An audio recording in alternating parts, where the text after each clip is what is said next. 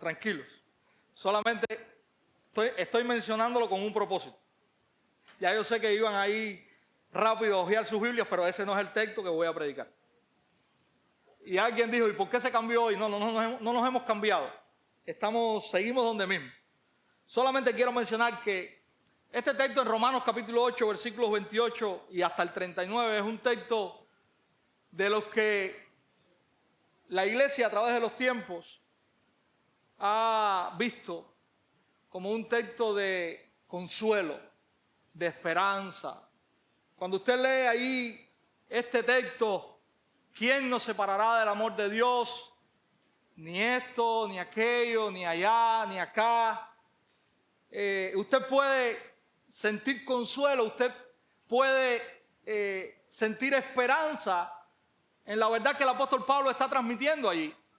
Él termina este texto recordándonos que ni la muerte ni la vida va creciendo en cuanto a aquellas cosas que no nos pueden separar del amor de Dios en Cristo Jesús.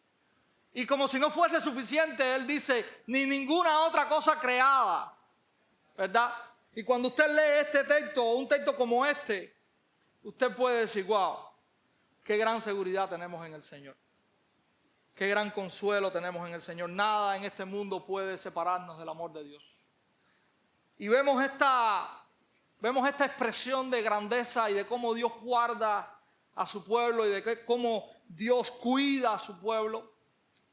Pero hermanos, también esta realidad de este gran poder de Dios guardando a su pueblo, usted lo puede ver en otros lugares de la Escritura de la manera contraria.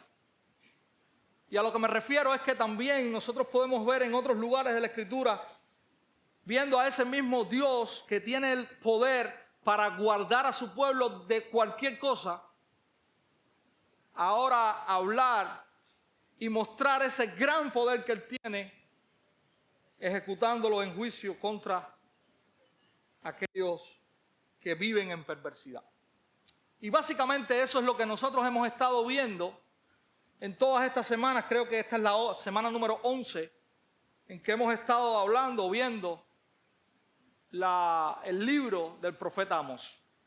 Hemos llegado esta semana al capítulo 9 y ahora sí vamos a caer en el texto que vamos a estar viendo esta mañana. Así que usted puede ya ir abriendo sus Biblias en el capítulo 9 del libro de Amós. Vamos a estar esta mañana en los versículos del 1 al verso 10. Y esta realidad de ese Dios que es sumamente poderoso, pero no ahora para guardar, para traer esperanza, para consolarnos con estas palabras de Romanos 8, sino con palabras donde Dios se muestra como aquel del que el ser humano no se puede esconder. Y donde Dios se muestra como el Dios que va a establecer sus juicios y que de nada vale que el ser humano huya. Porque no hay lugar alguno donde el ser humano pueda esconderse de Dios. Eso es lo que vamos a estar, o algo de lo que vamos a estar viendo en esta mañana. Si estamos allí, usted puede acompañarme. Vamos a leer los primeros 10 versículos del capítulo 9 del libro del profeta Amós. Dice la Escritura, vi al Señor que estaba sobre el altar y dijo, derriba el capitel y estremezcanse las puertas y haz los pedazos sobre la cabeza de todos y al postrero de ellos mataré a espada. No habrá de ellos quien huya ni quien escape. Aunque cavasen hasta el Seol, de allá los tomará mi mano. Y aunque subieren hasta el cielo, de allá los haré descender. Si se escondieren en la cumbre del Carmelo, allí los buscaré y los tomaré. Y aunque se escondieren de delante de mis ojos en lo profundo del mar, allí mandaré a la serpiente y los morderá. Y si fueren en cautiverio delante de sus enemigos, allí mandaré la espada y los matará.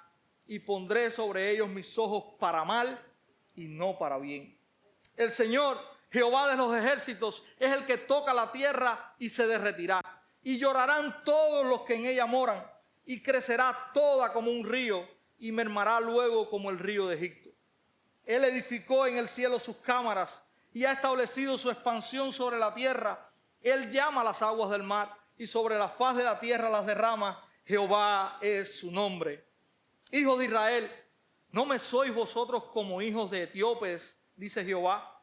¿No hice yo subir a Israel de la tierra de Egipto y a los filisteos de Castor y de Kir a los arameos?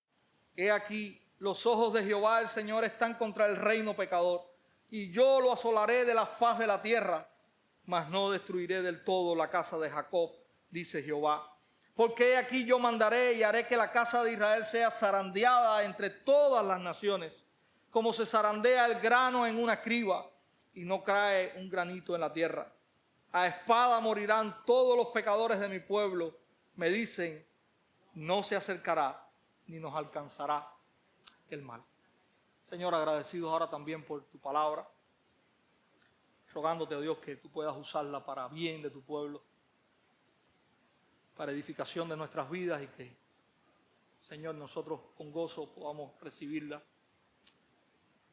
y vivirla, Señor. Gracias te damos por tenerla, Dios. Gracias por el regalo de la revelación tuya. Ayúdanos ahora también a exponerla con fidelidad, con claridad. Que ella, Señor, edifique nuestras vidas. En el nombre de Jesús oramos. Amén. Hermanos, como siempre hacemos y ya es costumbre, hay una verdad que está alrededor de este texto, creemos que está alrededor de este texto, y es la siguiente: no te puedes esconder cuando Dios trae su juicio. Solo los rectos recibirán misericordia. No te puedes esconder cuando Dios trae su juicio. Solo los rectos recibirán misericordia. Y hemos dividido este texto para traerlo en esta mañana en dos partes fundamentales. En la primera parte vamos a estar viendo del versículo 1 a la primera parte del versículo 8 este punto que nos dice, nos narra, nos cuenta que no se puede escapar del juicio de Dios cuando Él decide ejecutarlo. Y en la segunda parte vamos a estar viendo la segunda parte, valga la redundancia, del versículo 8 hasta el versículo 10, donde la Escritura nos habla acerca de este remanente justo que será preservado mientras los pecadores perecerán. No se puede escapar del juicio de Dios cuando Él decide ejecutarlo. Amós comienza este texto narrándonos la quinta y última de las visiones que Él comienza a narrarnos a partir del capítulo 7, Amós comienza a narrar una serie de visiones. Esta es la última. Él comienza esta visión con una imagen terrible. Esta es la imagen de Dios parado sobre el altar y Dios profiriendo una palabra sobre ese altar, y Él está diciendo, derrúmbalo. Dios está diciendo, destruyan el altar. Esta es una imagen, mis hermanos, de destrucción total. Dios está mandando a tumbar los capiteles. Dios está mandando a que las puertas del altar del templo caigan sobre su pueblo y los aplaste. Pero más de esto, Dios está diciendo también que aún los que escapen de esto serán muertos a espada, y que no habrá finalmente nadie que escape. No está o no hay en esta visión una posibilidad de huida o de escape. Y yo quiero llamar la atención aquí en el inicio de este versículo 1 sobre algo que es muy interesante. Esta imagen es muy interesante. ¿Dónde está o dónde se desarrolla esta visión? En el altar. Dios está en el altar. ¿Y qué representa esto? Bueno, el altar era un lugar donde el pueblo de alguna manera venía o iba a encontrarse con Dios. El altar era el lugar donde los sacrificios eran de alguna manera traídos. El altar era un símbolo de cercanía con Dios, era un símbolo de relación con Dios, era un símbolo de que Dios estaba propicio y a favor de su pueblo. Sin embargo, Amós nos presenta ahora una imagen que es totalmente contraria. Amós está presentándonos a Dios que está en el altar, pero no precisamente para tener ese vínculo y esa cercanía con su pueblo, sino para juzgar a su pueblo desde allí. Nosotros sabemos, y lo hemos estado viendo, que este no es el lugar que Dios había elegido para la adoración del pueblo. Recordamos que esto, y muchos piensan que a este altar al cual se está refiriendo esta visión sea el altar de Betel, un lugar donde no era el centro de adoración que Dios había provisto para su pueblo. El templo estaba en el reino del sur. Jeroboam había dicho: no vayan al reino del sur, yo voy a hacer aquí altares para que ustedes puedan adorar a Dios. Él había establecido un altar en Dan, al norte, y él había establecido un altar también en Betel, al sur, y estos eran los centros de adoración que tenía el reino del norte. Y nosotros también sabemos que habían becerros de oro puestos allí.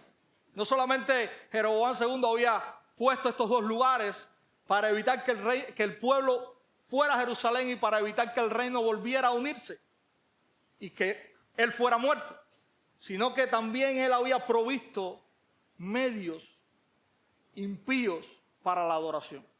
Él había establecido 2 becerros de oro en estos lugares. Y aquí es donde Dios se presenta y trae esta imagen de destrucción para el pueblo. Israel no iba a estar a salvo. Si usted tiene buena memoria, ya nosotros veíamos cómo ya Dios había traído una imagen de que los cuernos del altar, ¿qué iba a pasar? Iban a caer aquellos elementos que traían, infundían seguridad en el pueblo, Dios los iba a quitar. Y ahora estamos viendo otra visión del juicio de Dios con relación o desde el altar. En los versos del 2 al 4, también Dios está diciendo algo muy interesante. Dios iba a juzgarles a ellos y no había ningún lugar sobre la faz de la tierra al cual ellos pudieran ir para escapar del juicio de Dios. Hay unas imágenes aquí y hay un paralelismo aquí tremendo. En el verso 2, por ejemplo, comienza diciendo: aunque cavasen hasta el Seol, de allá los tomará mi mano. Y aunque subieren hasta el cielo, de allá los haré descender. Por muy profundo que vayan, allí yo los voy a tomar. Por muy alto que suban, allí yo los voy a tomar. Verso 3, si se escondieran en la cumbre del Carmelo, y esto también refleja un lugar alto, propicio para esconderse, dice también: allí los buscaré y los tomaré. Y vuelve a haber una imagen aquí que habla de algo profundo. Dice: y aunque se escondieren de delante de mis ojos en lo profundo del mar, allí mandaré a la serpiente y los morderá. Mis hermanos, no hay lugar. Y esto es lo que estas expresiones poéticas nos están diciendo: no hay lugar donde Israel va a esconderse, que Dios no va a juzgarles. El juicio está determinado, Dios lo va a traer. Dios ha sido paciente con ellos, Dios les ha advertido por medio del profeta. Ellos han continuado en su obstinación y en su rebeldía. El juicio va a llegar, el juicio es inminente y no habrá forma de que Israel escape. Eso es lo que el profeta está declarando en esta, o Dios le está declarando al profeta en esta visión. Qué interesante el versículo 4. Y si fueren en cautiverio delante de sus enemigos, allí mandaré la espada y los matará, y pondré sobre ellos mis ojos para mal y no para bien. Ni aún el cautiverio que Dios iba a traer como punto de juicio para ellos iba a representar seguridad en el plano del juicio total que Dios iba a traer sobre ellos. Ellos pudieran pensar: bueno, ya me fui, ya Dios me juzgó, ya estoy en otra tierra, no hay problema. No, el cautiverio no iba a representar seguridad tampoco. Que tú no estuvieses en el reino ahora mismo y que hubieses sido arrastrado por Dios en juicio para otro lugar, eso tampoco iba a traer que ya el juicio de Dios había cesado. Dios promete que la espada iba a estar aún allí en el cautiverio sobre su pueblo. El destierro, por muy cruel o por muy terrible que pudiera ser, no era la salida. Era parte del juicio que Dios iba a traer. Dios promete también juzgarles con muerte, mis hermanos. Y esta es la imagen que estamos viendo en esta visión.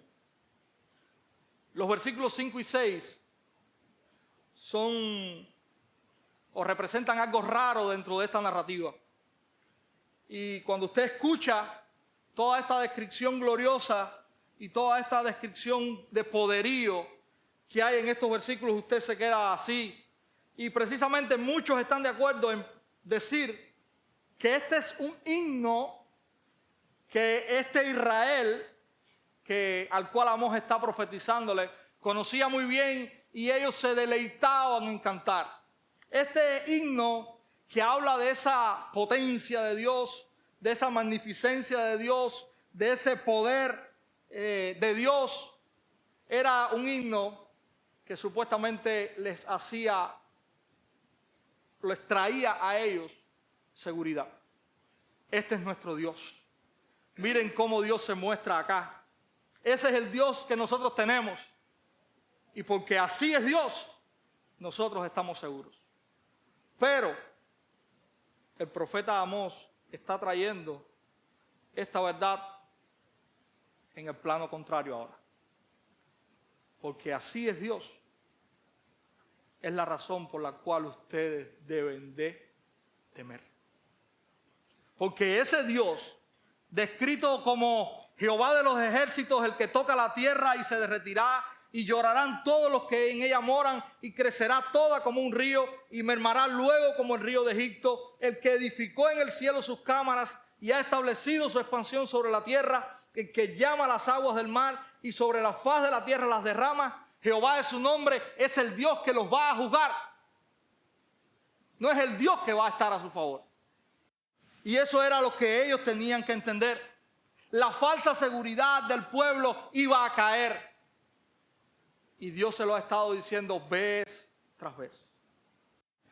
Aquellos que están seguros tienen que temblar.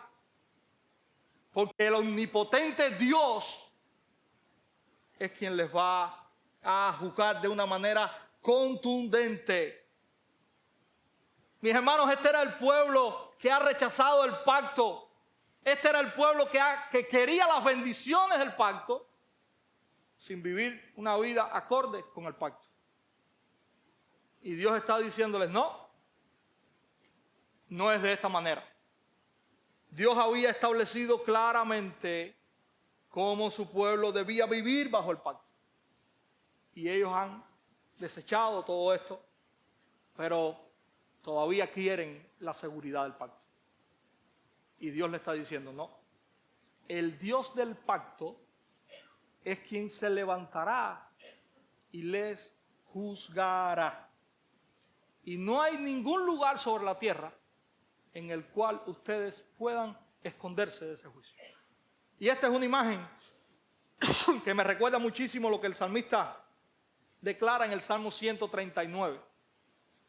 Y esa es una de las razones por las cuales comenzaba esta mañana leyendo este salmo. El salmista declara en un fragmento de él, ¿a dónde me iré de tu espíritu?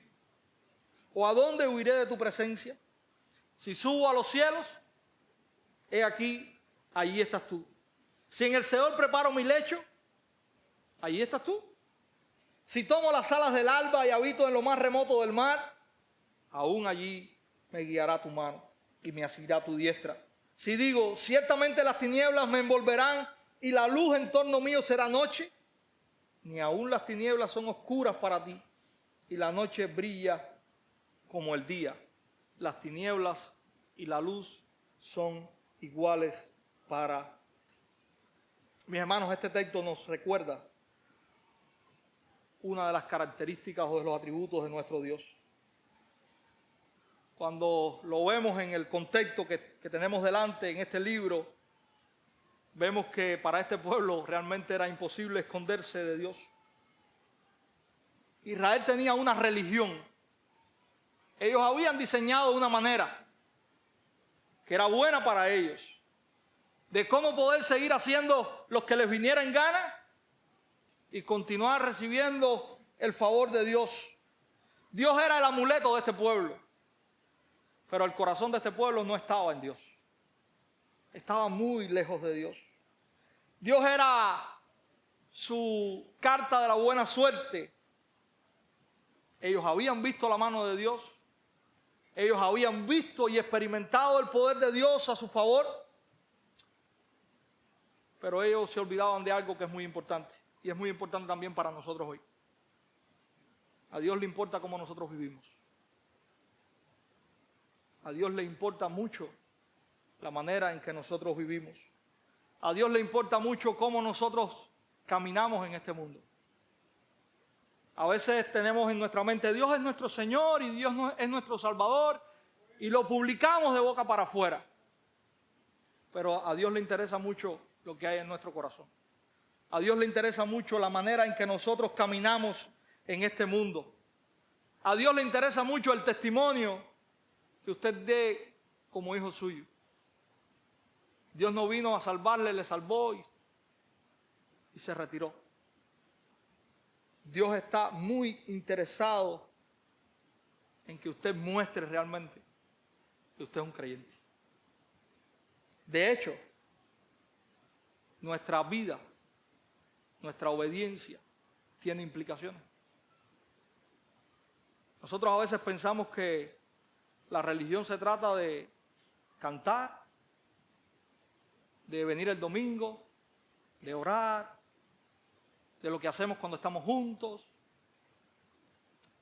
Pero realmente la religión se trata de una vida obediente a Dios.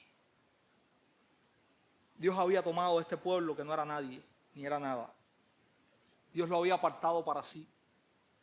Y Dios había establecido un sistema de leyes para que ese pueblo viviera de esa manera y de esa manera le honrara a Él.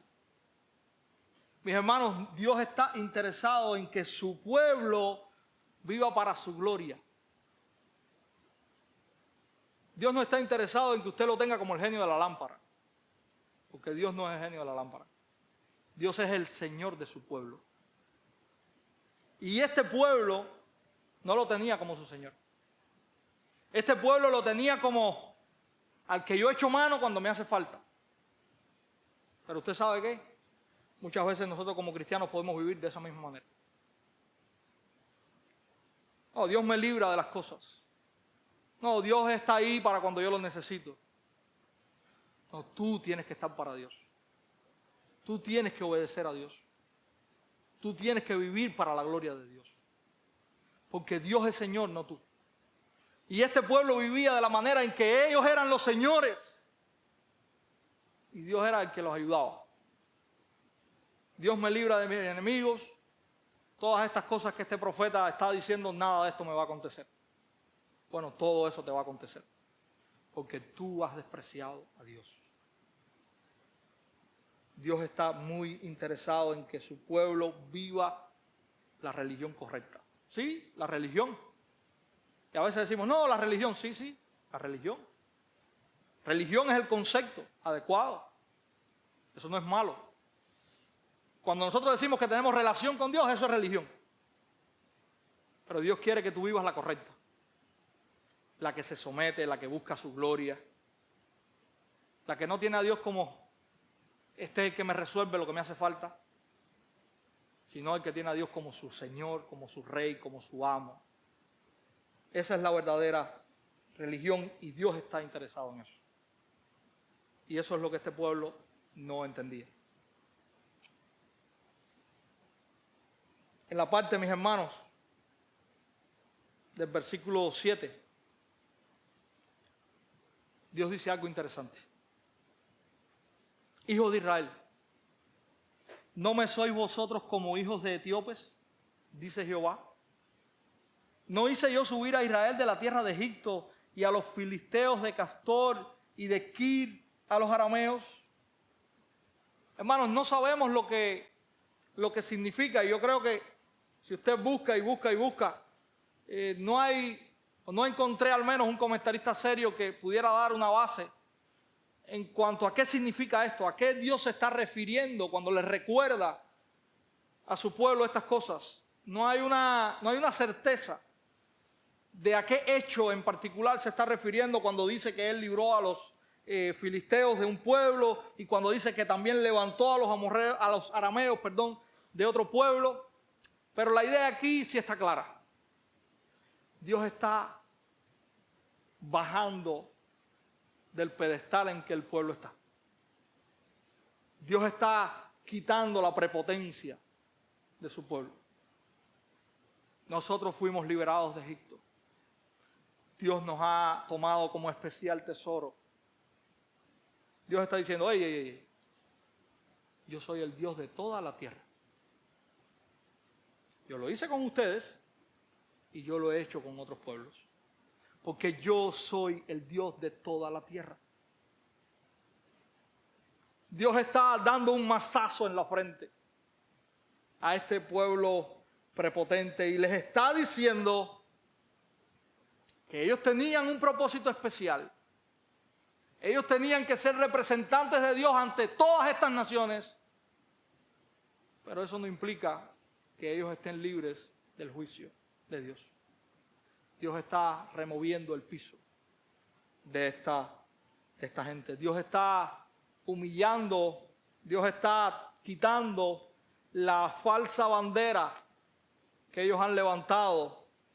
Y qué interesante, en el versículo 8, miren cómo Dios le llama a este pueblo. Reino pecador. Esa es la frase con la cual ahora Dios está identificando a su pueblo. Ustedes son un reino pecador. Los ojos del Señor están sobre ti, reino pecador. Hermanos, yo quiero decirles algo. Quizás en el contexto suyo usted vea lo que dice el versículo 7 y vea estas cosas y usted no le llame mucho la atención. Pero déjeme decirle algo. En el contexto del Israel que está escuchando a Amós decir estas cosas. Decir que Dios también ha mostrado su favor, nada más y nada menos que a un pueblo como los filisteos.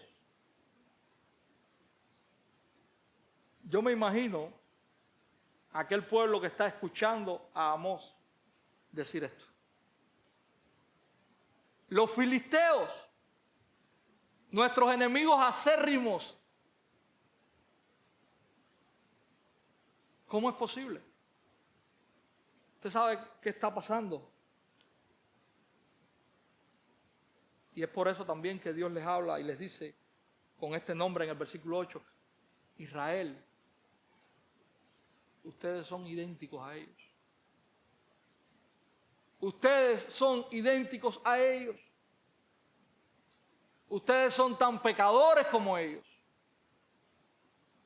Pudiéramos decir, ustedes son más pecadores que ellos en base a, ustedes han recibido la ley. Ustedes conocen al Dios de la ley.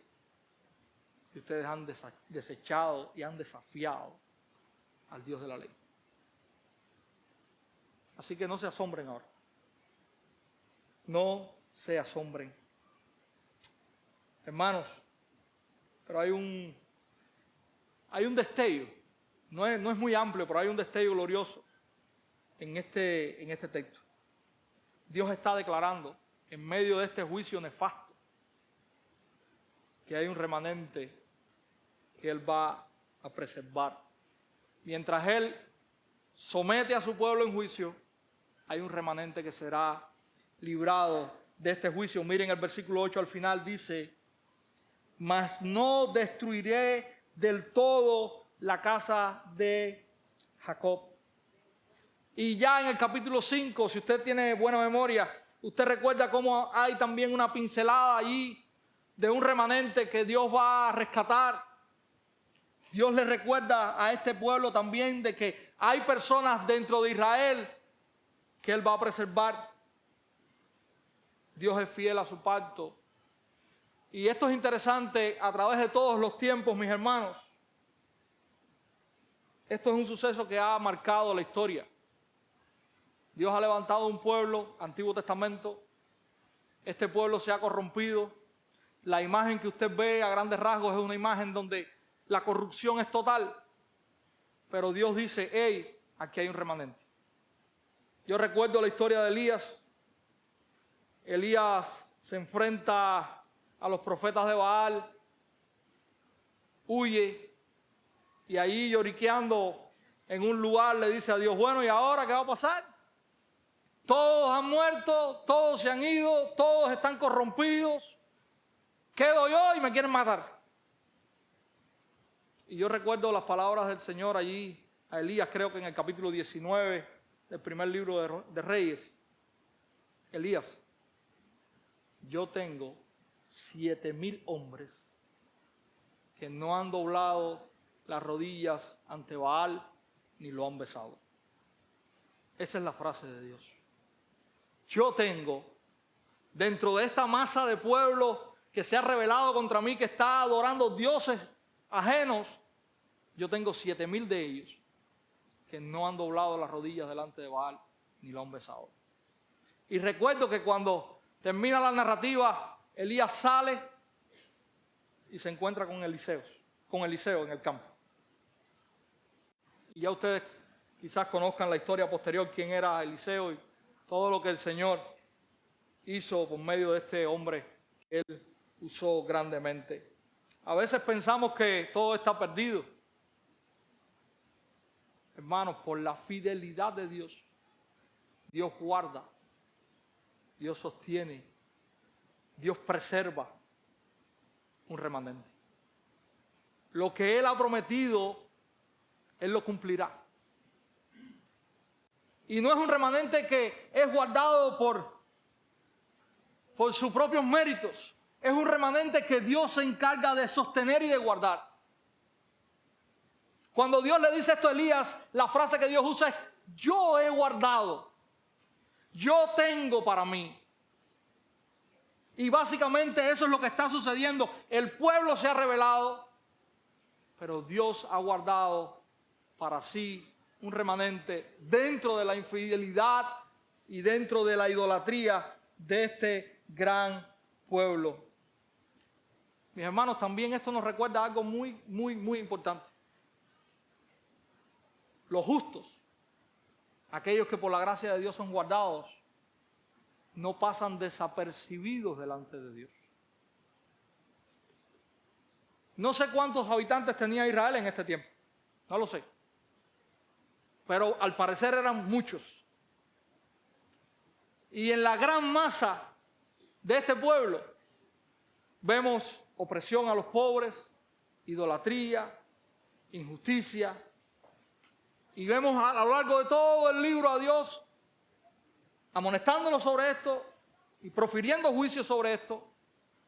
Pero vemos también a Dios ahora en estas pinceladas mirando a esos que están dentro de este pueblo perverso y diciendo, aquí hay un remanente que yo voy a preservar. Que nosotros podamos vivir todos los días en el camino de Dios, con la guía del Señor, obediente al Señor. Eso no pasa desapercibido delante de Dios. Usted y yo podemos vivir dentro de una gran masa de personas que aborrecen a Dios, que se levantan todos los días ofendiendo a Dios, que no quieren para nada obedecer y que no quieren para nada someterse a Dios. Usted y yo podemos estar viviendo dentro de esa gran masa. Pero su vida personal y particular cuenta, Dios la ve, Dios le conoce personalmente e íntimamente a usted. A veces pensamos que nos podemos perder dentro de toda esta gran masa. No, la iglesia del Señor está ahí. Vivimos en un mundo que aborrece a Dios de una manera tremenda. Pero la iglesia del Señor está dentro de ese mundo. Y Dios conoce a su iglesia. Y Dios preserva a su iglesia. No somos mayoría. Y que me perdonen algunos hermanos que creen que en algún día vamos a hacerlo. Pero lo que yo veo en la Escritura es que nunca vamos a hacerlo. Que cada día vamos a ser más rechazados. Que cada día cuando nos levantemos y vivamos para agradar a Dios, vamos a ser más repudiados. Pero Dios nos está viendo. Pero Dios sabe que hay un remanente allí, que Él ha salvado por gracia, que vive de esta manera porque Él le ha rescatado, porque Él ha puesto su espíritu en ellos, porque Él está obrando activamente en ellos. Así que, mis hermanos, no pasamos desapercibidos. Para el mundo quizás sí. Mira el tonto este cómo vive. Ahora cuando veníamos para acá esta mañana, los hermanos y mi esposa y eso se me adelantaron y pasaron por el camino y yo venía detrás. Y parece que cuando ellos pasaron, habían algunas personas conversando y se dieron cuenta de que ellos venían para la iglesia. Pero parece que no se dieron cuenta que yo venía caminando detrás. Y era horrores lo que estaba hablando. Esa es la realidad. Pero usted sabe qué,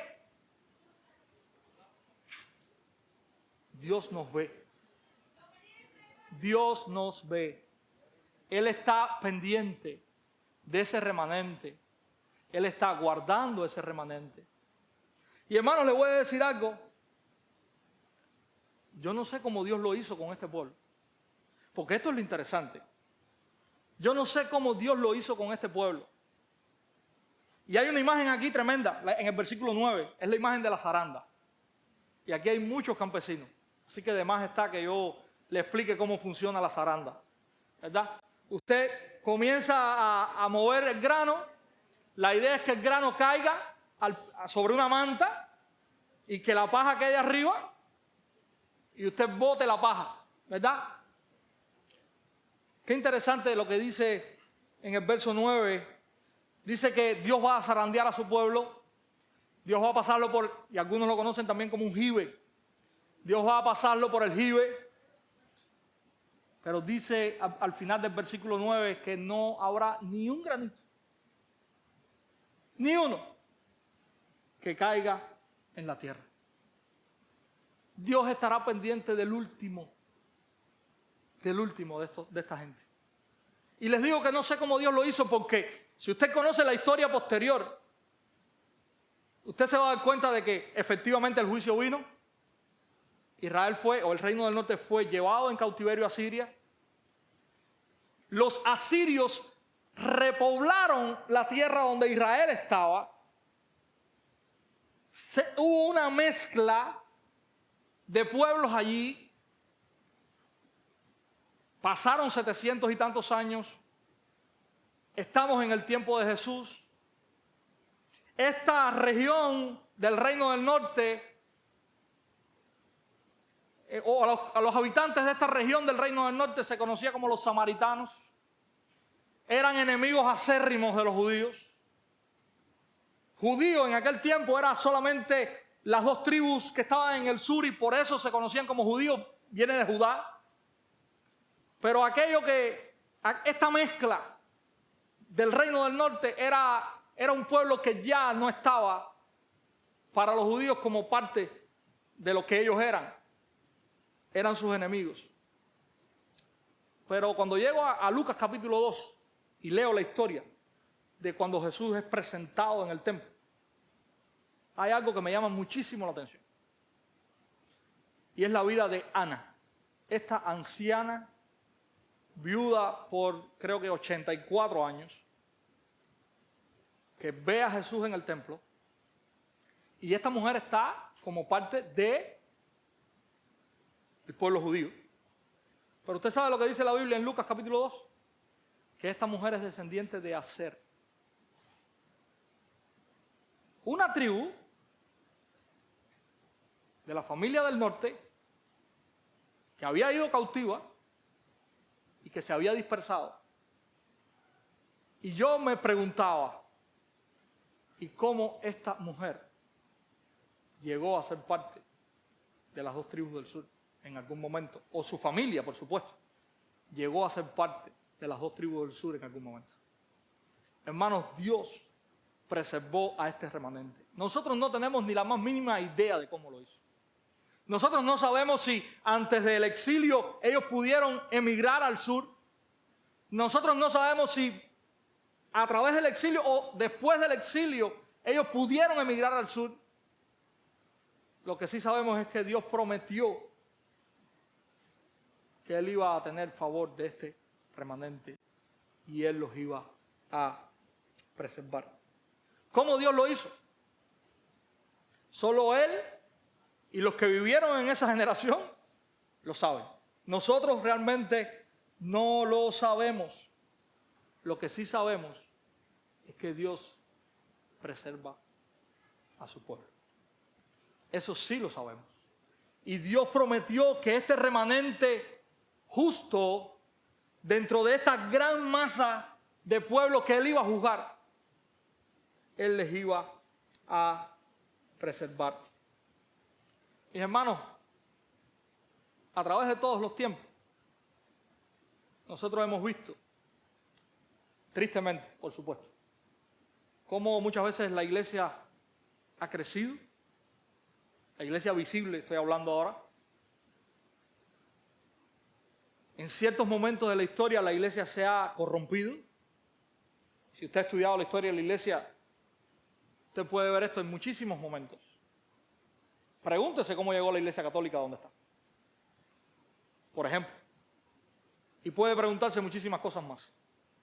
Pero en medio de todas estas cosas, Dios siempre ha mantenido, ha preservado a lo que nosotros llamamos, podemos llamar la iglesia invisible.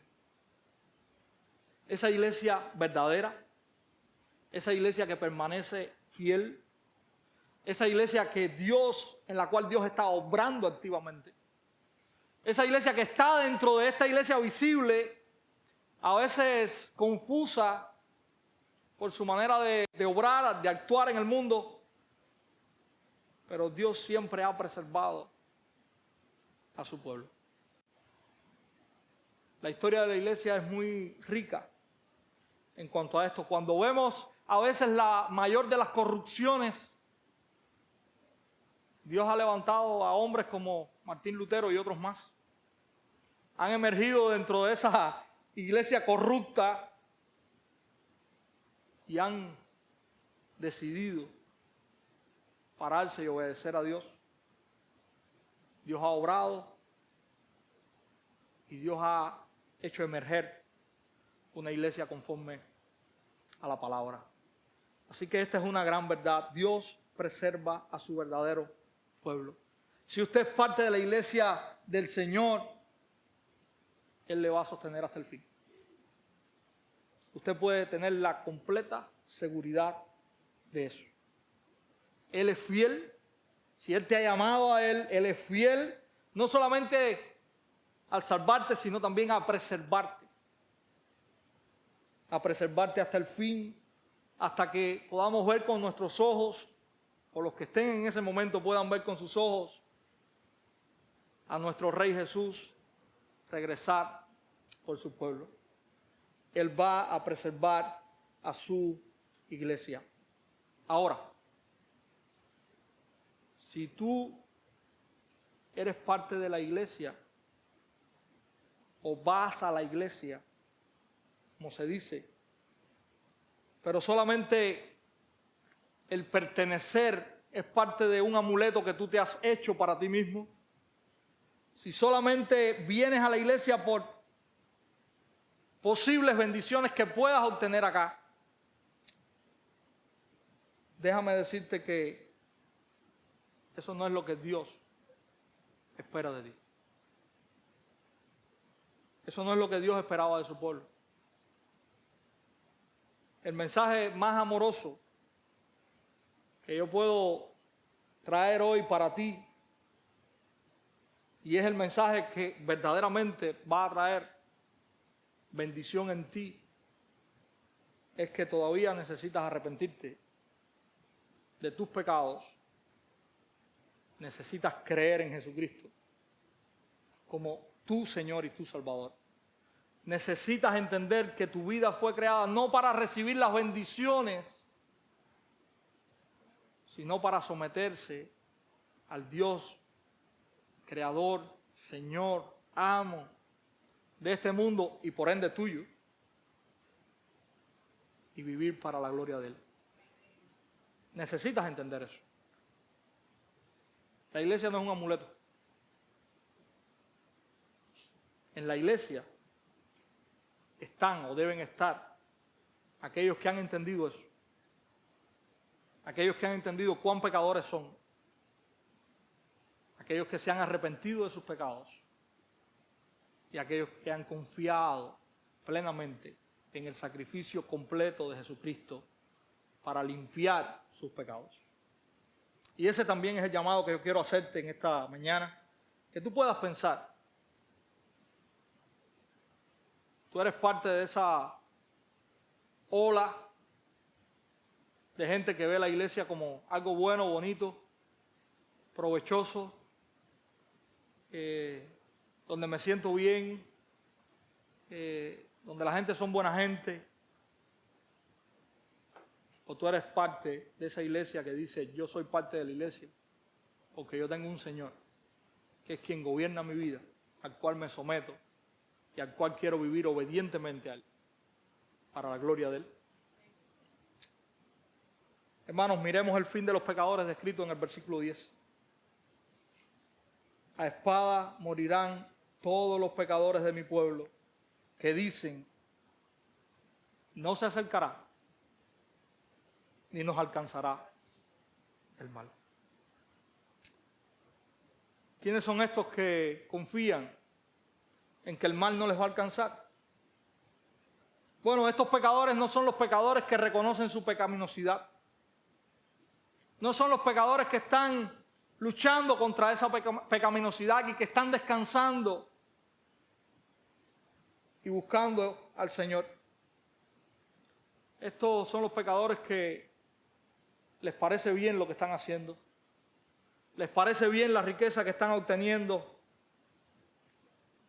Y les parece bien que Dios les siga guardando y ayudando en medio de una vida de injusticia.